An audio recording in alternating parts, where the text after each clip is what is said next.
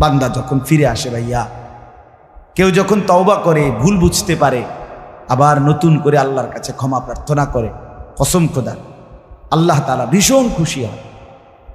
হাদিসে আছে আল্লাহর কোনো বান্দা যখন তওবা করে, আল্লাহ তখন ফেরেশতাদেরকে বলে, আমার ফেরেশতারা 7 আসমান আর জান্নাত সাজিয়ে দাও। ফেরেশতারা জান্নাত সাজায়, আসমান সাজায়। ফেরেশতারা ডেকে বলে, রব্বুল আলামিন কি হলো যে কারণে আসমান সাজাইলেন, জান্নাত সাজাইলেন? রব্বুল আলামিন তখন বলে, আসলাহাল আবদু মাওলাহু, এক ভেগে যাওয়া গোলাম আজকে তার মনিবের সাথে সম্পর্ক ঠিক করে ফেলছে।